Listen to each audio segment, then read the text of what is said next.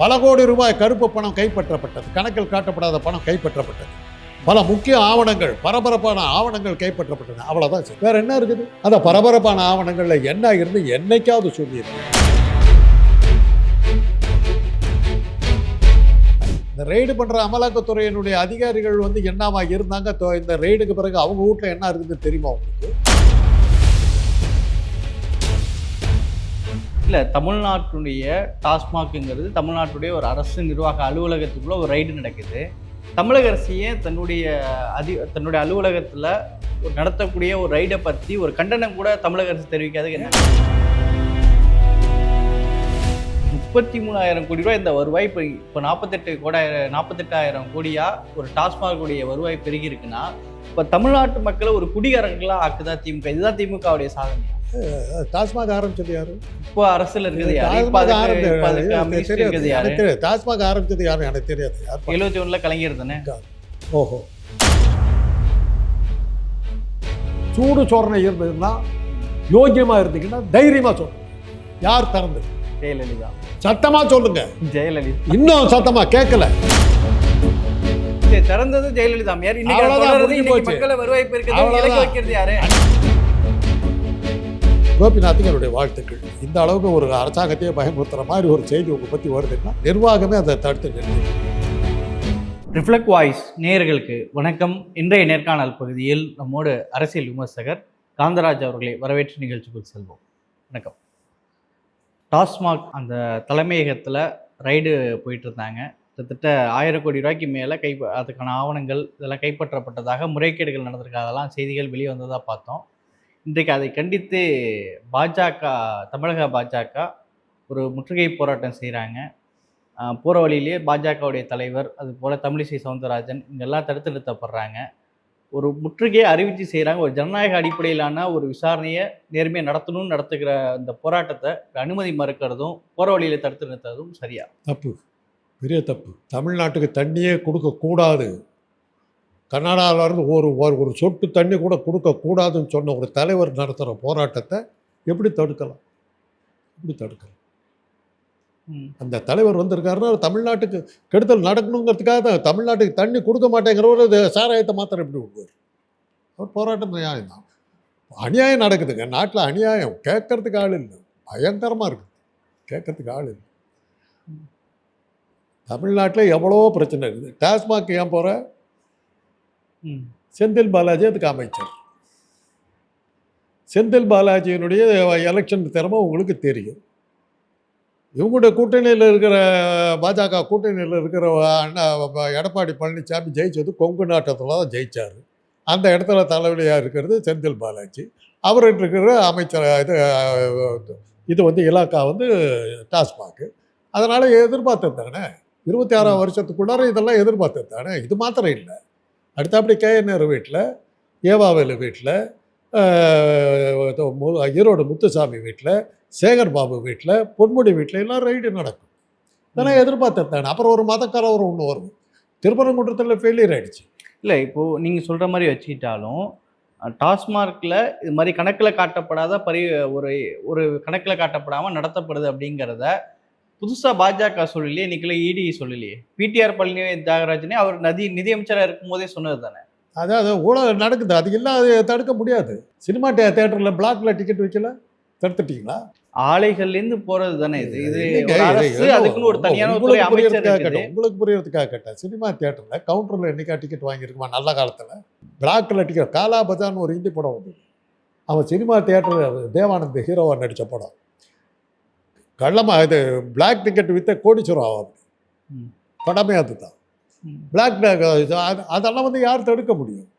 சரக்கு இல்லைன்னு வாங்குங்க. ஒரு சரக்கு வந்து ரேஷன் கடையில் வந்து ஊழல் நடக்கலையா? அரிசியை வச்சுக்கிட்டு இல்லைன்னு வாங்க, கொடுத்தா தான் ஆச்சுன்னுவாங்க. ஊழியர்கள் செய்கிறத யாரும் தடுக்க முடியாது. என்ன அந்த அனுபவம் இல்லையா? எல்லாம் அந்த ஊழல்லாம் எடுக்காமல் ஏன் டாஸ்மாகுக்கு போகிற? செந்தில் பாலாஜி பிடிக்கிறதுக்குது இருக்கட்டுங்க. செந்தில் பாலாஜி வீட்டில் ஆயிரக்கணக்கான ரெய்டு நடந்தது. 1 வருஷம் ஜெயிலில் வச்சுங்க, 1 வருஷம் வச்சுங்க. ஜாமீனே கொடுக்க முடியாது. World record. ஒரு தனிப்பட்ட மனிதருக்கு ஜாமீன் மறுக்கப்பட்டது உயர்நீதிமன்றத்தில் வந்து உலக ரெக்கார்டு. அது ஜட்ஜஸ் எல்லாம் பார்த்தாங்க. ஒரு தனிப்பட்ட ஆளுக்கு வந்து இத்தனை முறை இது பிணை மறுக்கப்பட்டது அப்படின்னு சொல்லி சென்னை உயர்நீதிமன்றம் வந்து ரெக்கார்டு சாதனை புரிஞ்சதுன்னு சொல்ல ஆரம்பிச்சவங்க தான் பயந்து போய் அவரை விடுதலையாக பண்ணாங்க, விட்டாங்க. அதனால் இந்த இந்த ரீடு கேட்குறேன். செந்தில் பாலாஜி வீட்டில் பல கோடிக்கணக்கான பணத்தை எடுத்து தான் சொன்னீங்க. அந்த பணத்துக்கு எதாவது கணக்கு கொடுத்தீங்களா? இது அவங்க என்னது அமலாக்கத்துறை கொடுத்துச்சா கணக்கு? பல பயங்கர ஆவணங்கள் கைப்பற்ற, என்னென்ன ஆவணம் கைப்பற்றிருக்கு லிஸ்ட்டும் கொடுங்க. இன்னைக்கு ஒரு 1000 கோடி ரூபாய் அளவுல கைப்பற்றப்பட்டதா சொல்லியிருக்காங்க. இருங்க உங்க கேள்விக்கு வர்றேன். திமுக அயோக்கியத்தனமான கட்சி, நாசமா போகும், அதெல்லாம் நம்ம சொல்லிடலாம், கவலைப்படாதீங்க. உங்களுக்கு வேண்டியது அதுக்காக தான் கஷ்டப்படுறீங்க, சொல்லிட்டா போகுது. திமுக நாசமா போகும், அவ்வளோதான்.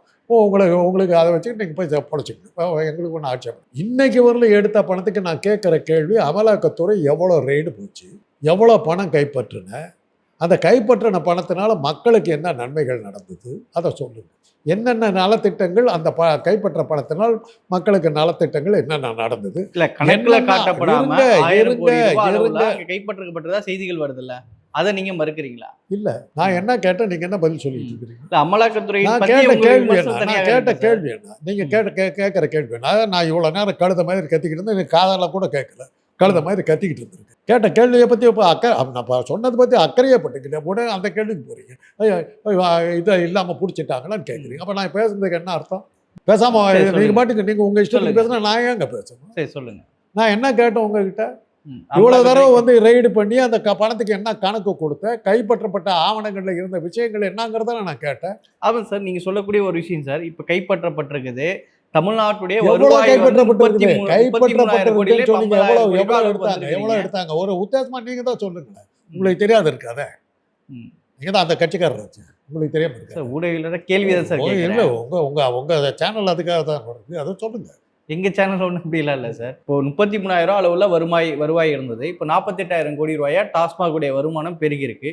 இப்படி அரசனுடைய வருவாய்க்கு ஒரு முக்கியமான இடமா இருக்கும்போது அதுல கணக்காட்டப்படாம அளவுல ஒரு எவ்வளவு கணக்காட்டுன்னு சொல்லுங்க.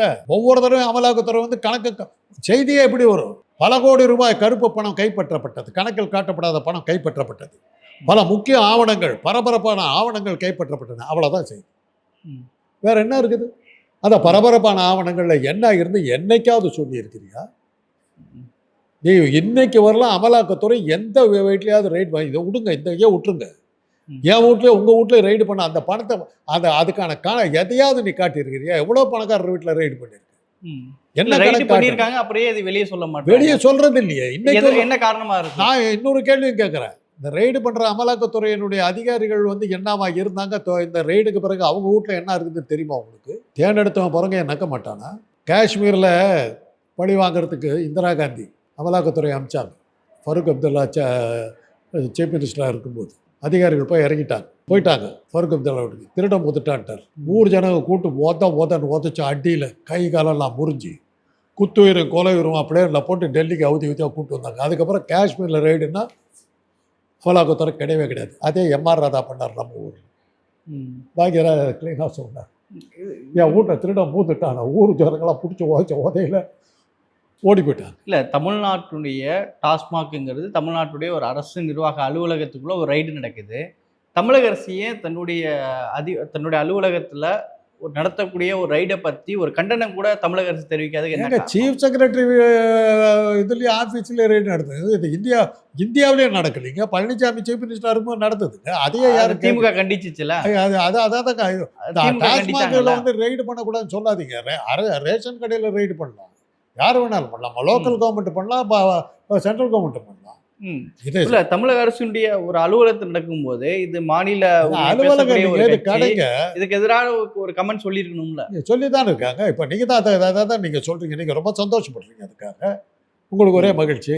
தமிழ்நாட்டுக்கு தண்ணி கொடுக்க கூடாதுன்னு சொன்ன ஒரு தலைவன் கீழே பணியாற்றவர் நீங்க சொல்றீங்க, சந்தோஷப்படுறீங்க. இல்ல, பாஜக அறிவிச்சு ஒரு போராட்டம் பண்றாங்க. வீட்டு சிறைகள்லயே பாஜக தலைவர்கள்லாம் பிடிச்சு வைக்கப்படுறாங்க. ஜனநாயக அடிப்படையிலான போராட்டத்துக்கு அறிவிச்சு செய்யக்கூடிய போராட்டத்துக்கு அனுமதி வழக்கமா செய்யறதான வீட்டு சிறையில் வைக்கப்பட்டாருங்கிறது தான் வழக்கமா செய்யறது. இன்னைக்கு வந்து மப்டி முகமது அந்த அம்மா காஷ்மீர்ல இன்னும் வீட்டு சிறையில் தான் இருக்காங்க. இன்னைக்கு வந்து வெளியே விட்டாங்க. அவங்க காஷ்மீர் சிறையில் வருஷக்கணக்காக வீட்டு சிறையில் தான் இருக்காங்க. வழக்கமாக பண்ணுறது தானே. ஷேக் அப்துல்லாலாம் என்ன பண்ணாங்க? வீட்டு சிறையில் தான் வச்சாங்க. இப்ப அதே வேலையை தானே இப்போ திமுகவும் பண்ணுது. ஆ, அப்ப ரெண்டும் ஒண்ணு தானே, பாஜக ஆமா, திமுக. அரசியல் இது சகஜம். அதுக்கு என்ன பண்ண முடியும்? போராட்டம்னாக்கா அதோட விட்டாங்களே, ஜெயிலில் தள்ளாம இருக்காங்க. அதை கவனி. ம். இவர் இப்போ செந்தில் பாலாஜி ஜெயிலில் தள்ளினாங்க, வீட்டு சிறையில் இருக்கு. இவங்க வீட்டு சிறையில் தான். இவங்களே எதுக்காக போராடுறாங்க? சாயந்தரம் விட்டுருவாங்கங்கிற நம்பிக்கையில் தானே போகிறோம். இல்லாட்டி போனப்போ தமிழிசையெல்லாம் போகுமா? இப்போ தமிழக வெற்றி கழகத்துறை தலைவர் விஜய் அவர்கள் நேற்று இது குறித்து ஒரு அறிக்கை விடுறாரு. திமுக செய்யக்கூடிய ஊழல்கள்லாம் வச்சா ஒரு புத்தகமே போடலாம் அப்படின்ற அளவுக்கு சொல்றாரு. அந்த அளவுக்கு ஒரு ஊழலை வந்து காட்டாற்று வெள்ளமாக செய்யக்கூடியவர்கள் அப்படின்னு திமுக சொல்றாரு. இவர் சேர்ந்திருக்காரு ஒரு கட்சி, புத்தகம் இல்லை, பெரிய சினிமாவே எடுக்கலாம். அவர் என்ன கட்சியில் சேர்ந்தார்? அவர் யாருக்கிட்ட பிடிஎம்மா இருக்காரோ அந்த கட்சியை சொல்கிறேன். உங்களுக்கு தெரியும். ம். இது என்ன ஊரறிஞ்ச பாப்பானுக்கு பூணூல் இருக்குங்கிற மாதிரிங்க. அவர் எந்த கட்சியை சேர்ந்தவர் உலகத்துக்கே இல்ல, தெரியும்.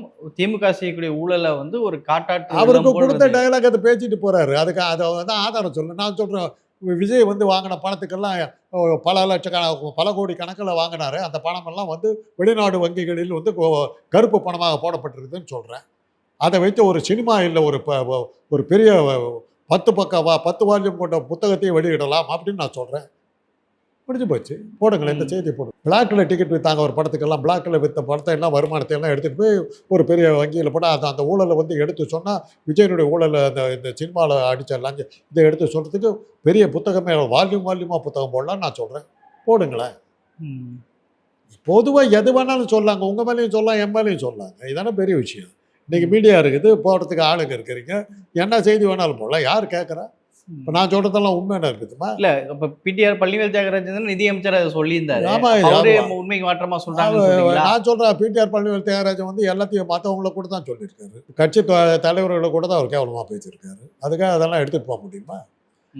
காலாகாலமாக தொண்டு செஞ்சுக்கிட்டு இருந்த தலைவர்களை பற்றிலாம் அவர் பேசினார். அதுக்கப்புறம் தான் அவர் அடக்கினாங்க. இல்ல, இப்போ ஒரு தமிழ்நாடு அரசு வருவாயில வேற எந்த துறையிலுமே இவ்வளவு பெரிய வளர்ச்சி இல்ல. 33,000 கோடி ரூபாய் இந்த வருவாய் இப்போ 48,000 கோடியா ஒரு டாஸ்மாக் உடைய வருவாய் பெருகி இருக்குன்னா, இப்ப தமிழ்நாட்டு மக்களை ஒரு குடிகாரர்களா ஆக்குதா திமுக? இதுதான் திமுகவுடைய சாதனையா? டாஸ்மாக் ஆரம்பிச்சது யாரு? இப்போ அரசியல் இருக்குது யாரு? டாஸ்மாக் ஆரம்பிச்சது யாரு எனக்கு தெரியாது. 71ல கலைஞர் தானே. ஓஹோ, அதுக்கப்புறம் அவர் மூடல, அங்கேயே நின்று இப்ப போயிட்டு. தொடர்றீங்கல்ல.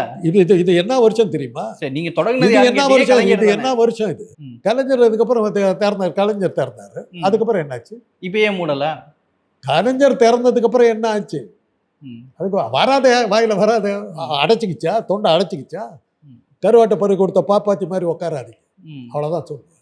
2014 தைரியம் இருந்தா கொஞ்சமாவது நாணயம் இருந்தா பதில் சொல்லுங்க. இதுக்கு கலைஞர் திறந்தார், அதுக்கப்புறம் என்னாச்சுன்றது உங்களுக்கு மூடனாரு. கொஞ்சமாவது நாணயம் இருந்ததுன்னா, கொஞ்சமாவது யோக்கியமா நடத்துறதா சொல்லுங்க, பதில் சொல்லுங்க. மூடனாரு. என்ன எப்போ மூடினார்? மூடினதுக்கு அப்புறம் என்னாச்சு? எம்ஜிஆர் யார் மறுபடியும் திறந்தது? எம்ஜிஆர் அடுத்த வாயை திறந்து சொல்லு. எம்ஜிஆர் திறந்தார் சொல்லுங்க. 2014 எம்ஜிஆர் திறந்தார், அவ்வளவுதான். 2014 எம்ஜிஆர் திறந்தார். அதுக்கப்புறம் அது என்னாச்சு? டாஸ்மாக யார் திறந்தா? தைரியம் இருக்கா? யோகியதை இருக்கா சொல்றதுக்கு? தைரியமா சொல்லுங்க. இந்த அமுக்காதீங்க, முழுங்காதீங்க. தைரியம். சூடு சோரணை இருந்ததுன்னா, யோகியமா இருந்தீங்கன்னா தைரியமா சொல்லுங்க. யார் திறந்தது? ஜெயலலிதா. சத்தமா சொல்லுங்க. ஜெயலலிதா. இன்னும் சத்தமா கேட்கல, சொல்லுங்க.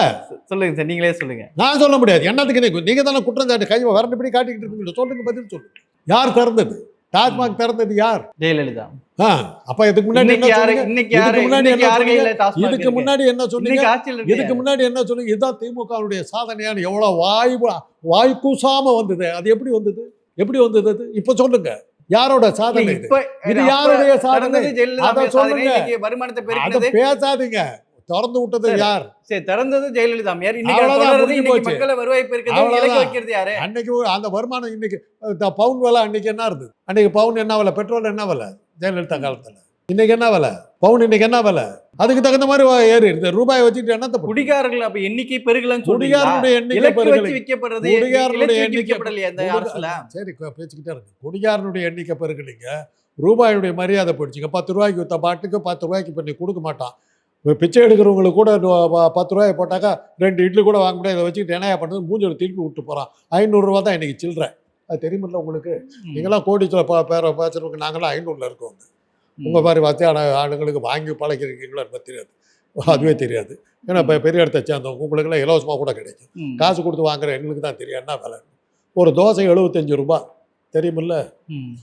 பா இல்ல, ஒரு காலையில் பக்கம் ஏன் விஜய் என்ன சொல்றாருன்னா, வந்து- ஒரு பக்கம் மகளிர் உரிமை தொகை தரோம்னு சொல்லிட்டு இந்த அரசு பெருமை எது பேசிக்கிறீங்க. எது எது எது விஜய் என்ன சொல்றாருன்னா, ஒரு பக்கம் மகளிர் உரிமை தொகை இதெல்லாம் தரோம்னு சொல்லிட்டு ஒரு பக்கம் பெருமையா பேசுறீங்க.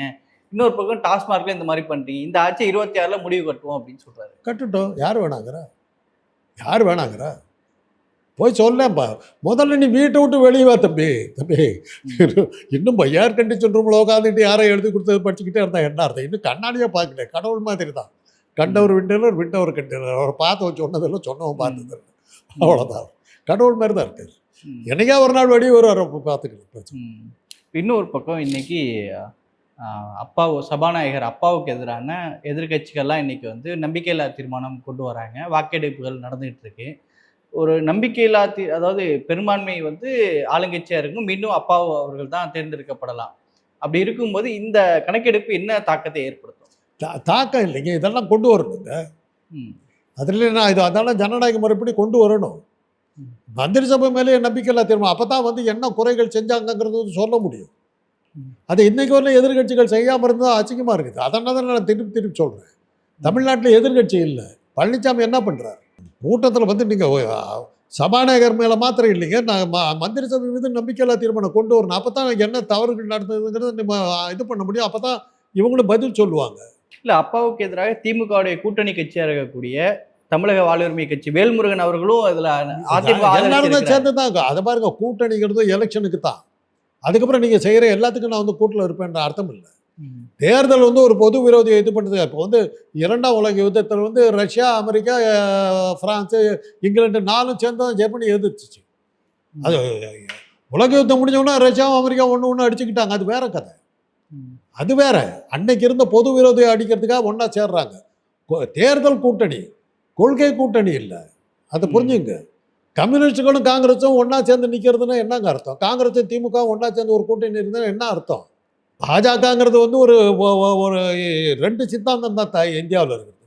திராவிட சித்தாந்தம், ஆர்எஸ்எஸ் சித்தாந்தம். ம். தென்னாடு திராவிட சித்தாந்தத்துக்கு போயிடுச்சு.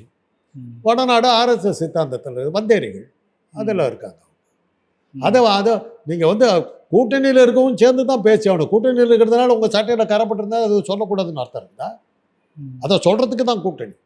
பகிரங்கமாக அலசாதன்னு வேணா சொல்லாமே ஒழிய குறையே சொல்லக்கூடாதுன்ற அர்த்தம் இல்லை. ம். அதுதான் ஜனநாயகம். தட்டி கேட்க இருக்கணும். நாவலர் அழகாக சொல்லுவார், மாட்டுக்கு மூக்கணாங்கயிறு. ஒரு பக்கம் அவைத்தலைவருக்கு எதிராக ஒரு நம்பிக்கையில்லா தீர்மானங்கள் கொண்டு வராங்க. இன்னொரு பக்கம் செங்கோட்டையன் அவர்கள் ஏற்கனவே ஒரு சர்ச்சை போயிட்டு இருக்கு. செங்கோட்டையன் அவர்கள் வந்து 6 எம்எல்ஏ கூட, அதிமுக எம்எல்ஏ கூட தனியா போய் சந்திக்கிறாரு. எப்படி புரிஞ்சுக்கிறது சார்? அது வேறங்க. அதோட சேர்த்தாது. ம். அவர் தன்னுடைய கட்சிக்கு வந்து நாங்கள் 6 பேர்த்தோட இருக்கோம், எங்களை ஒரு தனி கட்சி அங்கீகாரம் பண்ணு சொல்கிறது கேட்க போயிருக்கலாம். அதுவாக இருக்கலாம். ஏன்னா இது வந்து அந்த காலத்தில் ஜானகி அணியும் ஜெயலலிதா அணியும் இருந்தபோது ம். ஜெயலலிதாவை வச்சு காங்கிரஸை வந்து ஆட்சிக்கு வர்றதுக்கு பிளான் பண்ணிட்டாங்க. ம். ஜானகி இது பண்ணி நம்பிக்கையில்லா தீர்மானம் கொண்டு காலி பண்ணிவிட்டு கவர்மெண்ட்டை கலைச்சிட்டு ஜெயலலிதா ஒத்துழைப்போடு காங்கிரஸ் அரசாங்கம் ஃபார்ம் பண்ணுறதுக்கு சீஃப் மினிஸ்டரையும் ஒருத்தர் டிசைன் பண்ணிட்டாங்க. அப்போ கொரோனாங்கிறவர் தான் கவர்னர். ரெடி ஆகிடுச்சு. டெல்லியில் இதெல்லாம் பண்ணியாச்சு. நடிகர் திலகம் சிவாஜி கணேசன் ஒரு பாலிடிக்ஸ் ஒன்று பண்ணார் அந்த நேரத்தில். அவர் ஒரு யாரை வந்து சீஃப் மினிஸ்டராக போடணுன்னு நினச்சாங்களோ அவரை ஒரு பெரிய எடுத்த பையங்கிறதுக்காக வந்து ஆட்சியில் உட்கார்றதா, மக்களையே பார்க்காத ஒருத்தன் வந்து உட்கார்றதாங்கிறது ஒரு கோபம் அவருக்கு இருந்தது. அப்போ என்ன ஆச்சு, ஒரு 20-15 எம்எல்ஏக்களுக்கு மேலே சிவாஜி அணியில் இருந்தாங்க. ஏவிகே சேலங்கோவன், தீர்த்தகிரி கவுண்டர் போன்றவர்கள்லாம் சிவாஜி அணியில் இருக்காங்க. மறுநாள் காலையில் பிஹெச் பாண்டியன் வந்து அவைத்தலைவர் உட்கார்றார். காங்கிரஸ் வந்து நம்பிக்கையில்லா தீர்மானத்தை முன்மொழிகிறோம் அப்படிங்கிறாங்க. பிஹெச் பாண்டியன் இருந்துட்டு அதற்கு முன்னால் அவைக்கே ஒரு சின்ன தகவலை நான் அதை சொல்லிவிட்டு அதுக்கு பிறகு உங்கள் நம்பிக்கையில்லா தீர்மானத்தை எடுக்கிறேன்றாரு. என்ன அப்படின்றாங்க. காங்கிரஸ் கட்சியிலிருந்து கீழ்கண்ட இந்த 15 எம்எல்ஏக்கள் விலகி தனி அணியாக தீர்த்தகிரி கவுண்டர் தலைமையில் உட்காருகிறார்கள் அப்படி சொல்லி வரிசையாக படித்தார். அந்த 15 பேர் போயிட்டாக்கா இவங்களால் நம்பிக்கையில்லா தீர்மானத்தை ஒன்றும் பண்ண முடியாது. மாட்டிக்கிட்டாங்க. கவர்னருக்கு ஃபோன் போடுறாங்க, சட்டசபைத்தில் கலாட்டா பண்ணிட்டு அப்படின்ட்டாங்க. மைக்கை ஓட்டச்சு, டேபிளை ஓட்டச்சு, ஆர்ப்பாட்டம் பண்ணி உடனே அந்த ஒரு அம்மா யசோதாங்கிற ஒரு அம்மா, தமிழ்நாட்டில் இப்படி ஒரு கலவரமா, இப்படி ஒரு இதா, ஐயோ நான் வாழ்நாளில் பார்த்தேன், கையில் மைக்கை வச்சுட்டு பிடிங்கிட்டு எடுத்துகிட்டு வந்துருச்சு. சட்டமன்றத்தில் இருந்து உடச்சி கையில் எடுத்துகிட்டு வந்துட்டு இந்த அம்மா கையில் வச்சுக்கிட்டு பேசுது, சட்டமன்றத்தில் இப்படி ஒரு கலவரமா. வெள்ளக்கால ராமசாமின்றவர் சட்டமன்றத்தில் இந்த மைக்கை உடச்சி கையில் எடுத்துகிட்டு போயிட்டு இருக்காரு, எல்லாம் காங்கிரஸ் எம்எல்ஏக்கு. இதெல்லாம் நடந்தது. அது மாதிரி சபாநாயகர்கள் கைது இந்த மாதிரி கூத்தெல்லாம் நடந்து அது அன்னைக்கு வந்திருக்க வேண்டிய இது வந்து போச்சு. இப்போ நீங்கள் என்ன கேட்டீங்க, அதுக்கு இந்த விளக்கம் நான் கொடுத்தேன். சபாநாயகர் தனியாக சந்திச்சது அது அந்த டைமில் வந்து சபாநாயகருக்கு முன்னாடியே வந்து அவை தொடங்குறதுக்கு முன்னாடி பேச்சு பாட்டிக்கிட்ட போய் நாங்கள் 15 பேர் தனியாக போகிறோம்னு சொல்லி எழுதி கொடுத்துட்டாங்க. அதை தான் வந்து உள்ளே படித்தா அது இவ்வளோ பெரிய கலவரத்தை கொடுத்து விட்டுச்சு. ஒருவேளை செங்கோட்டையன் அதை பண்ணியிருக்கலாம். எங்கள் தலைமையில் நாங்கள் ஒரு 5 பேர் வெளியே போகிறோம், அது எங்களை தனி கட்சி அங்கீகரிக்கணும் கேட்டிருக்க போயிருக்கு. இன்னொரு பக்கம் இதை நானாக கெஸ் பண்ணுறேன். இதுக்கு அடிப்படை ஆதாரம் எதிர்க்க வேற ஏதாவது தொகுதி சம்பந்தமாக கூட பேச போயிருக்கலாம், அது தனிநபர் தீர்மானங்கள் ஏதாவது கொடுக்கறதுக்கு போயிருக்கலாம், அது தெரியாது. இப்போ இன்னொரு பக்கம் விஜய் டிவியில் ஒளிபரப்பாகக்கூடிய நீயா நானா நிகழ்ச்சி எல்லாருக்கும் தெரிஞ்சது. இப்போ ஏற்கனவே தமிழக அரசுக்கும் மத்திய அரசுக்கு இடையில் அந்த மும்மொழி கொள்கை தொடர்பாக ஒரு விவாத போக்கு நடந்துகிட்டு இருக்கு. அதை பற்றி ஒரு எபிசோடு பண்ணுறாங்க. அந்த நிகழ்ச்சி ஒளிபரப்பு செய்யப்படலை. ஒருவேளை பாஜகவினுடைய அழுத்தமா அப்படின்ற மாதிரி சமூக வலைதளங்களில் பலரும் விமர்சனங்களை வச்சிட்டு இருக்காங்க. நீயா நானாவுடைய அந்த நிகழ்ச்சி ஒளிபரப்பு செய்யப்படாததுக்கு என்ன காரணமாக இருக்கு? நான் கேள்விப்பட்ட அளவில் அந்த டிவியை வந்து பாஜக வாங்கிட்டு தான் கேள்வி, விஜய் டிவியை. ஆமாம், அதனால் அவங்க வந்து இந்த நிகழ்ச்சி வேண்டாம்னு சொல்லி அவங்க நிறுத்திவிட்டாங்கிற மாதிரி தான். அதில் அரசியல் இருக்கிறதா தெரியல. இவங்க மாறிட்டு தான், மேனேஜ்மெண்ட் மாறிட்டதுனால இப்போ ஒரு சில டிவியில் என்னை கூப்பிடுறது கிடையாது. ஏன்னா அந்த மாதிரி கொஞ்சம் ஆன்டியாக பேசுகிறாங்கிறதுனால இந்த சேட்டலைட் டிவியில் நிறைய டிவியில் எனக்கு இன்னும் சொல்லப்போனால் சேட்டலைட் டிவிக்கு நான் போய் ரொம்ப வருஷம் ஆச்சு. என்னை கூப்பிடுறதில்ல, பயப்படுறாங்க. ஏன்னா இப்போ பெரிய பெரிய பணக்காரர்கள் நடத்துறது சார். இப்போ உங்கள் மாதிரி ஆளுங்க வர்றதில்லை. நீங்களாம் கேமராவை தூக்கிட்டு வந்துடுறீங்க.